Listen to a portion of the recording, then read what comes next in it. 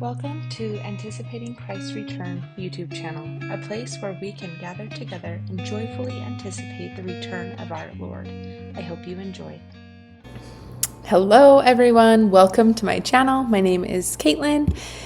Today I am going to talk about this talk from our prophet back before he was our prophet, when he was a new apostle.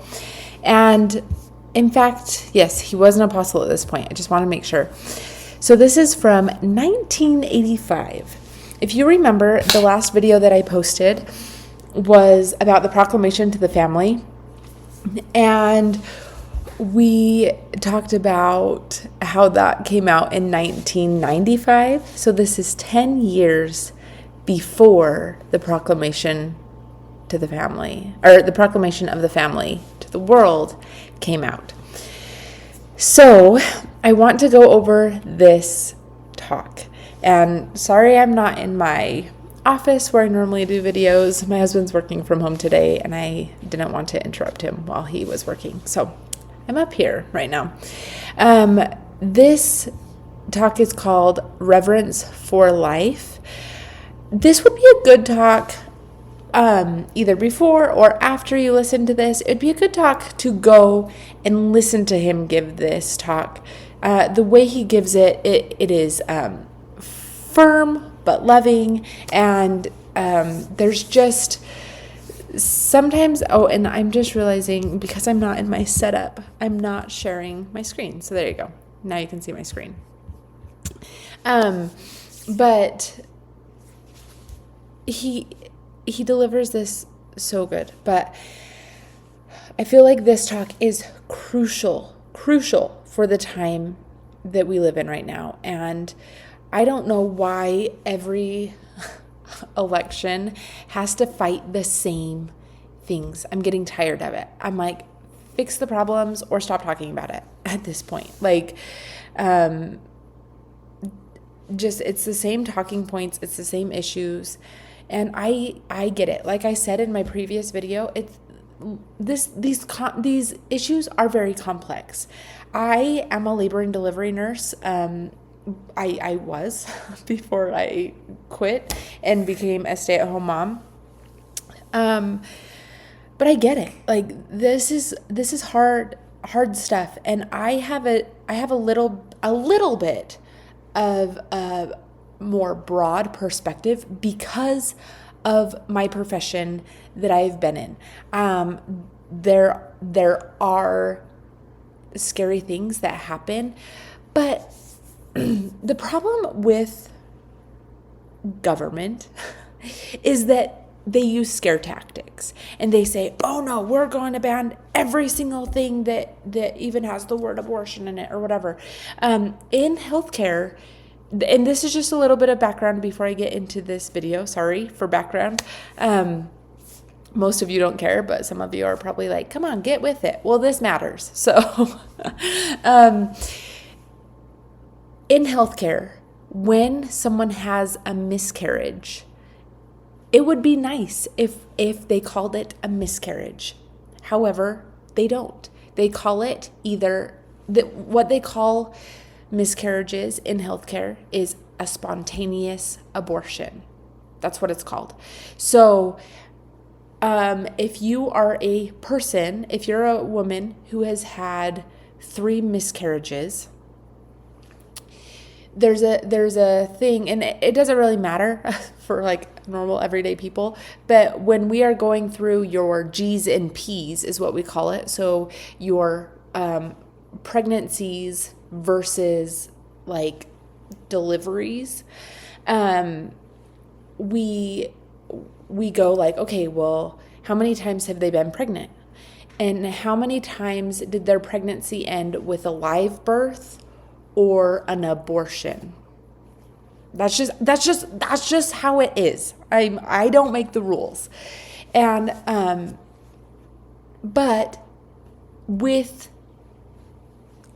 these talking points that politicians love to use, they use the term abortion, whether they are pro or I don't know. But they use these talking points and they use scare tactics. And I hate it because pregnancy is scary, or can be scary for people anyway. And so they, one side says, oh, these people want to take away your right to have abortion. And then the other side says, these people want to whatever. Okay. So this really shouldn't be, I'm going to be in trouble with you guys if I say what I was going to say. How do I say this? You know what? I'm just going to say it. People make this issue a government issue, and they fail to see that it is a deeper level. The government takes this and they twist it and they make it scary and they whatever. This issue is a spiritual issue. It just is. It just is. And you know what? I might get hate for that. But within the Church of Jesus, I hope I don't get hate from that statement by members of the church, though. I might get hate from it from people outside of the church who are, whatever. This issue is a spiritual issue.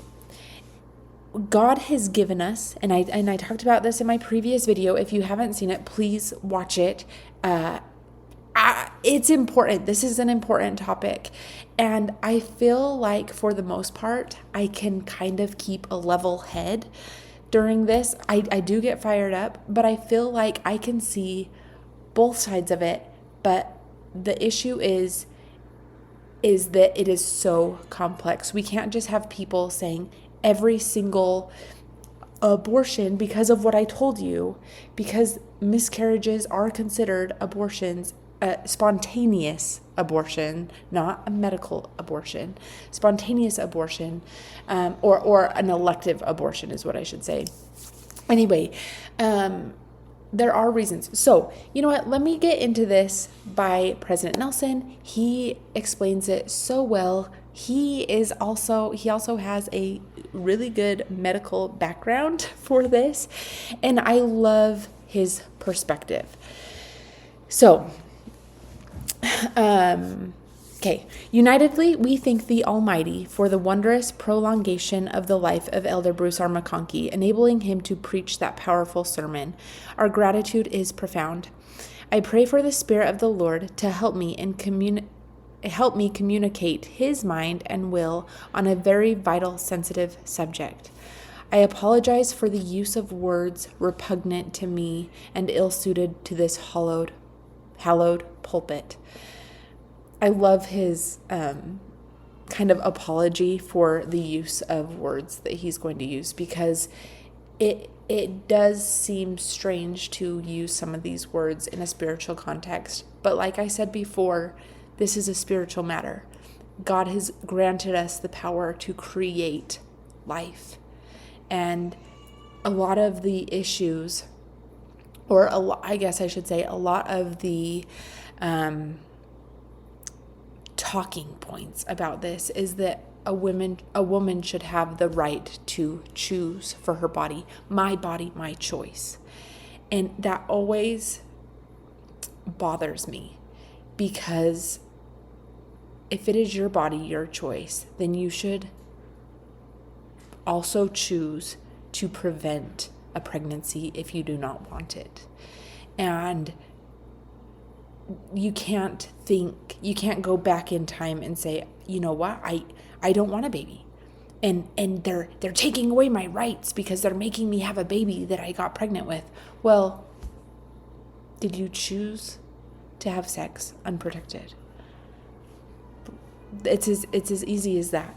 If you didn't choose to have sex, if it was rape or something, which he'll talk about. Okay, let me let him say it. Okay. I do so only for clarity of communication regarding reverence for human life. As sons and daughters of God, we cherish life as a gift from Him. A heavy toll on life is included among the evils of war. Okay, this is such an important concept. Data from all nations are appalling. For the United States of America, 100,000 were killed in World War I. Over 400,000 died in World War II. In the first 200 years as a nation, the lives of over 1 million Americans were lost due to war. So that's a large number. Regrettable as is the loss of loved ones from war, these figures are dwarfed by the toll of a new war that annually claims more casualties than the total number of fatalities from all the wars of this nation. It is a war on the defenseless and the voiceless. It is a war on the unborn. This war, labeled abortion, is of epidemic proportion and is waged globally. Over 55 million abortions were reported worldwide in the year 1974 alone. 64% of the world's population now live in countries that legally sanction this practice. In the United States of America, over 1.5 million abortions are performed annually.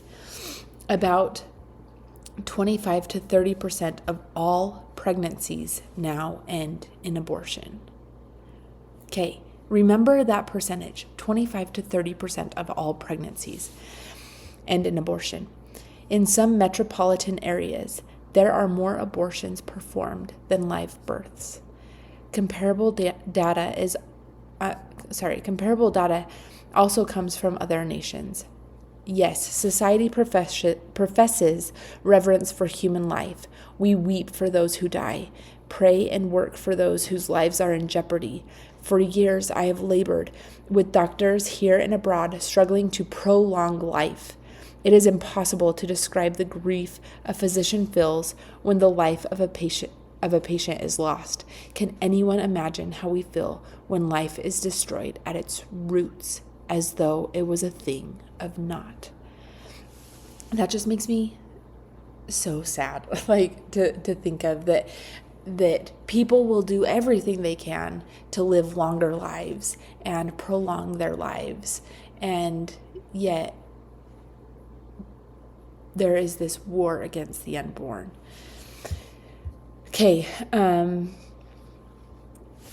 what sense of inconsistency can allow people to grieve for their dead, yet being callous to this baleful war being waged at life from the time of its silent development?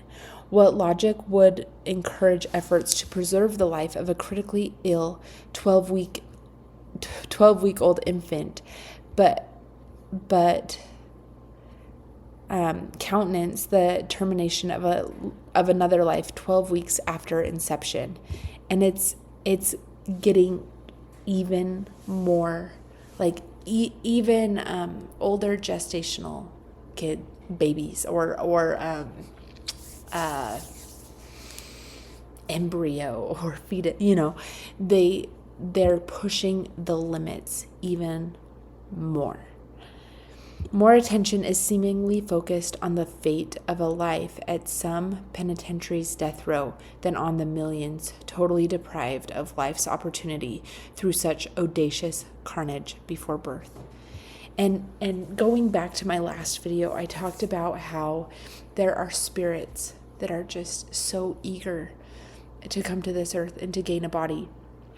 I felt that so strongly with my daughter that was born a year and a half ago. I just felt like she was in a rush to get here, and she needed and wanted this body. And I feel that is the case with so many spirits on the other side who are just so eager to get a body. And think of this too, that they have been with Heavenly Father and Jesus Christ for so long, being tutored by them, and how strong and resilient they are for the times that we live. And I know a lot of time people say, like, I don't even want to bring a child into this world because I don't want them to have to go through this life. It's so wicked. But yet They have been prepared and tutored by the hand of God. Okay, continuing on. President Nelson continues, the Lord has repeatedly declared this divine imperative, thou shalt not kill. Recently, he added, nor do anything like unto it, in D&C 59:6. Even before the fullness of the gospel was restored, the enlightened understood the sanctity of life. John Calvin, the 16th century reformer, wrote, if it seems more horrible to kill a man in his own house than in a field, because a man's house is his place of most secure refuge, it ought surely to be deemed more atrocious to destroy a fetus in the womb before it has come to light. But what impropriety could now legalize that which has been forbidden by the laws of God from the dawn of time? What twisted reasoning has transformed mythical concepts into contorted slogans, assenting to a practice which is consummately wrong? Okay, so what twisted reasoning has transformed mythical concepts into contorted slogans? I just think a lot of these reasons that people claim are just what he says, these twisted reasonings. These slogans begin with proper concern for health of a mother. Infrequently, slogans that we hear today, this was back in 1985, but today we're hearing, abortion is healthcare. We're hearing like it's some sort of, all these people are getting pregnant because of rape. It seems to be the thing. He goes on to say how low of percentage actually is because of rape. I want to say it's like less than 5, but we'll get there. Okay. So he says, infrequently instances may occur in which the continuation of pregnancy could be life-threatening to the mother. When deemed by competent medical authorities that the life of one must be terminated in order to save the life of another, many agree that it is better to spare the mother. But these circumstances are rare, particularly where modern medical care is available. Another sympathetic concern applies to pregnancies resulting from rape or incest. The tragedy of this despoilment is compounded because in such relationships, freedom of choice is denied the woman who is innocently involved.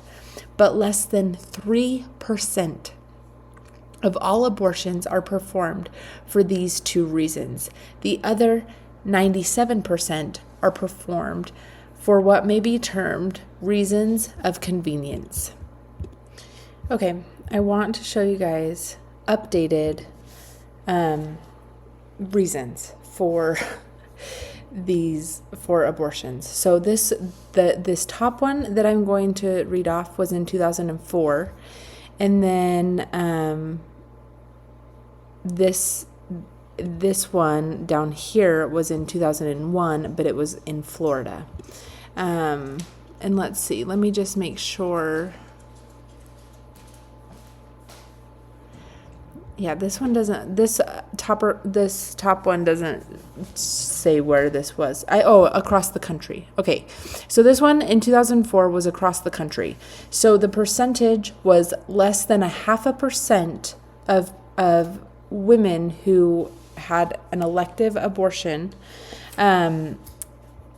was a victim of rape. 3% was a fetal health problem. 4% was a physical health problem. Okay. Another 4% would interfere with education or a career. 7% not. So, okay, here I just want to highlight. So these lowest percentage of reasons, and I want to make sure that you can see this. Okay, you can. So far we're at a total of 7.5% of all abortions back in 2004 was because of either rape, fetal health problems, or maternal health problems. Okay, the rest of them are basically elective. So let me read some of the reasons. It would interfere with education or career. That's 4%. Not mature enough to raise a child. That's 7%. Don't want to be a single mother. 8%. 19%, they are done having children. 23%, they cannot afford a baby. 25%, they are not ready for a child, or 6% is other. So the highest percentage for people to abort a child was that they are not ready for one. And yet they're ready enough to have sex, basically. Okay, let's go on. So the state of Florida records a reason for every abortion that occurs within its borders each year. In 2021, there were 79,817 abortions in Florida. This table lists each reason and the percentage of abortions that occurred because of it. Okay, so now look at these percentages right here. This is barely over 1%, barely over 1%. A total, these are 4 different categories.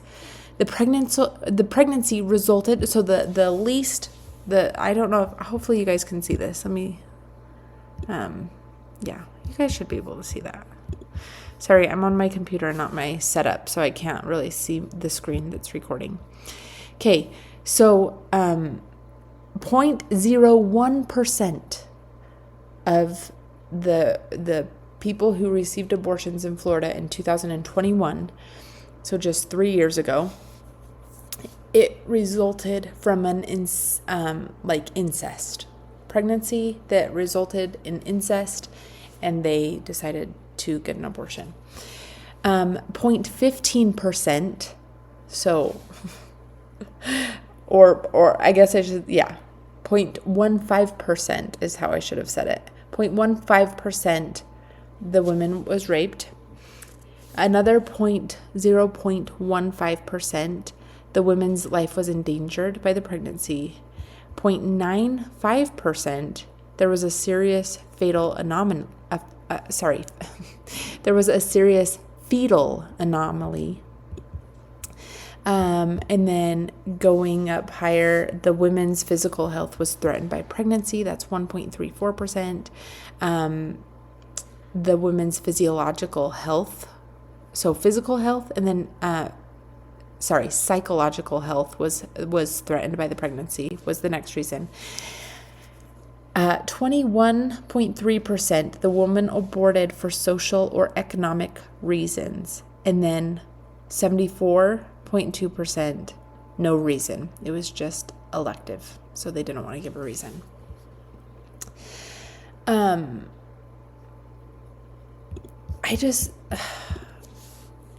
people will use these excuses, just like then Elder Nelson, now President Nelson, said they come up with all these excuses of why they need abortion, and a lot of the reasoning isn't really even happening. And I dare say, and I this is why I think conversations about abortion need to happen, because there are times when, if it is the health of a mother, okay, if it is between a mother living and,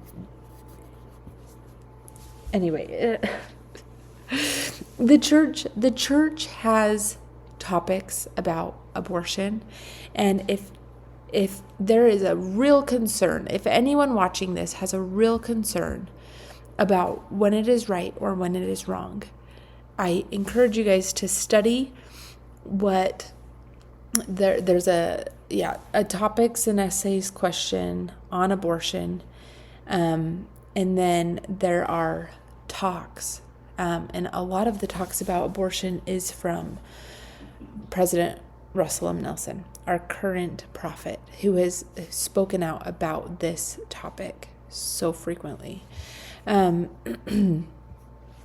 So he shares a story, and maybe I'll just try to keep this fairly short since we're already at 25 minutes. But he shares a story about someone who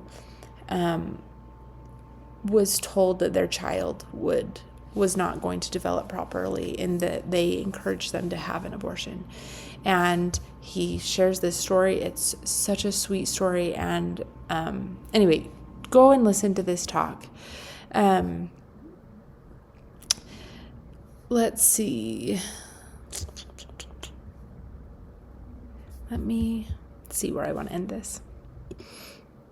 Okay, so in his talk, and I do, it's just so good. But he's talking about those who have, of those who are told that they might have physical problems. He says, the principle involved extends beyond those who may become great. If one is to be deprived of life because of the potential for developing physical problems, consistency would dictate that those who already have such deficiencies should likewise be terminated. Continuing then, those who are either infirm, incompetent, or inconvenient should be eliminated by those in power. Such irreverence for life is unthinkable.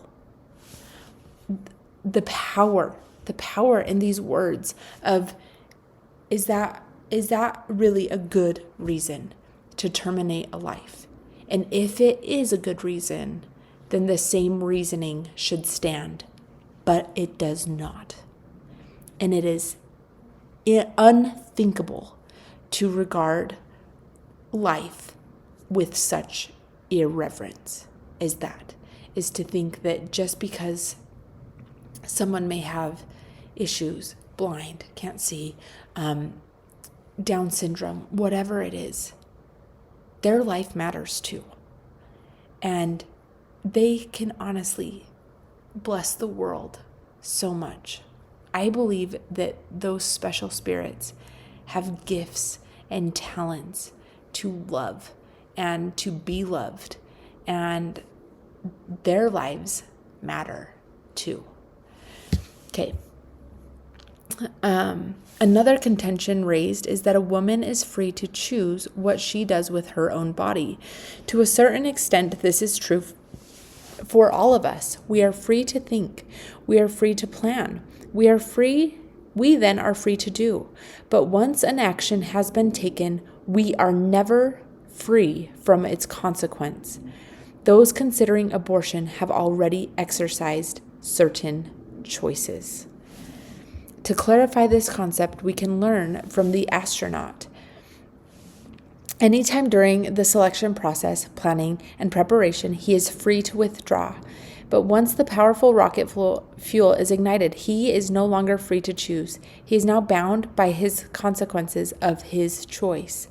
Even if difficulties develop and he might wish otherwise, the choice has been made, was sealed by an action. So it is with those who would tamper with the God-given power of procreation. They are free to think and plan otherwise, but their choice is sealed by action. The woman's choice for her own body does not validate choice for the body of another. The expression terminate the pregnancy applies literally only to the woman. The consequence of terminating the fetus therein involves the body and very life of another.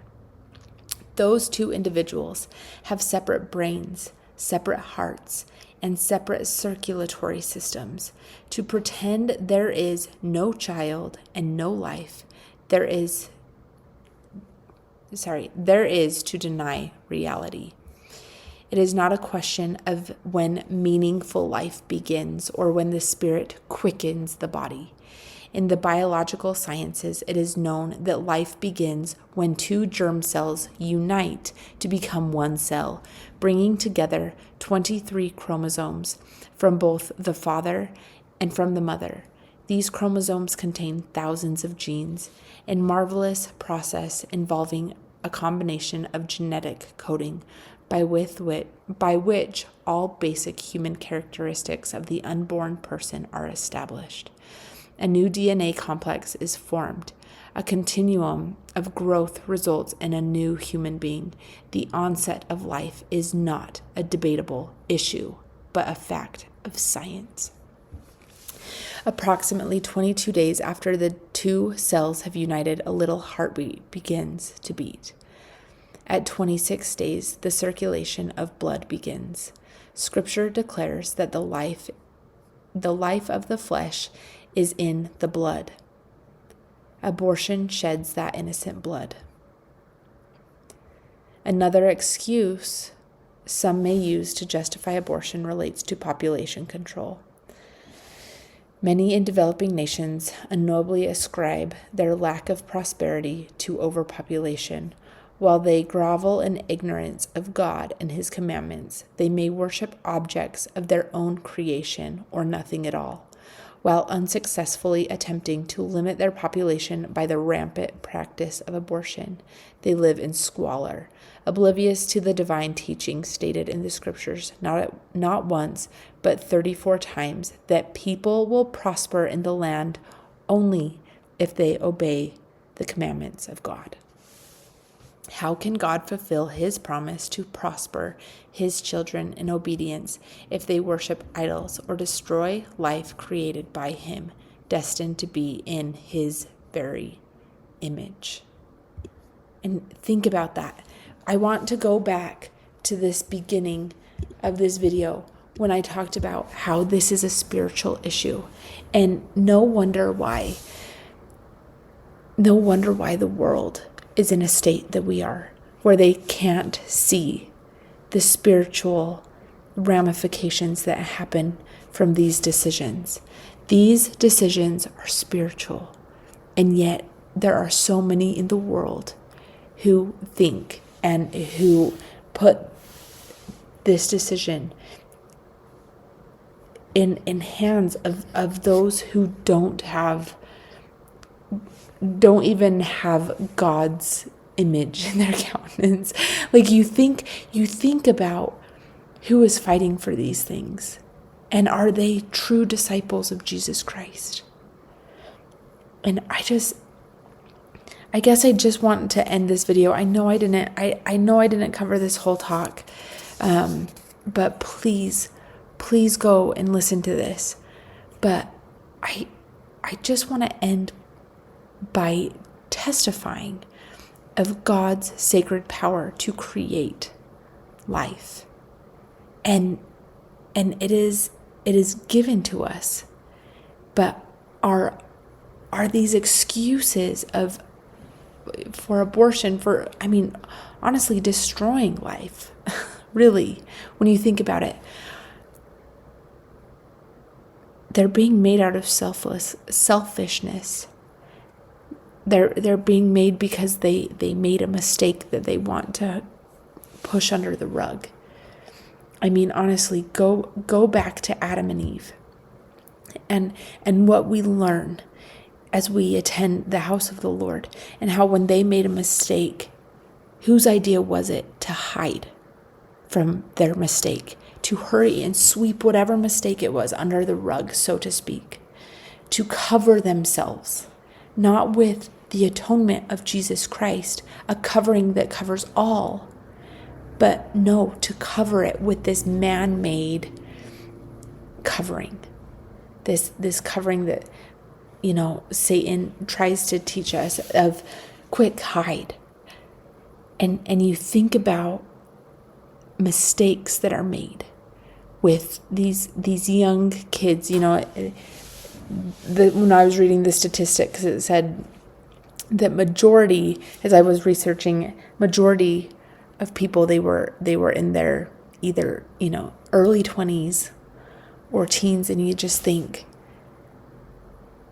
for them it was a mistake to do, but yet they're instead of owning up to this decision that they chose to do and living with the consequences of this choice, they are deciding to take Satan's counterfeit instead of applying the atonement in their life, whether that is of repentance or whether that is using the atonement for strengthening power. Instead, they are hiding and covering this under the disguise of abortion. I appreciate you guys listening to this. It's a hard topic for me to discuss, and it's a hard topic really for anyone to discuss. It's uncomfortable. It's heated. It is a hot topic right now in politics, but it needs to be talked about in a faithful light. Knowing the plan of salvation, knowing that this is God's plan for his spirit, sons and daughters to come to earth to gain a body, and Satan is destroying that. Satan is trying at all costs to halt people's eternal progression. And this is just another way that he is doing that. Thank you so much for watching. Please like, share, subscribe, comment, and do all the things so that this message can be out. And please go listen to Russell M. Nelson give his talk. He also gave another talk on abortion back in 2008. So you can look up that talk as well. Thank you so much. I hope you have a great day.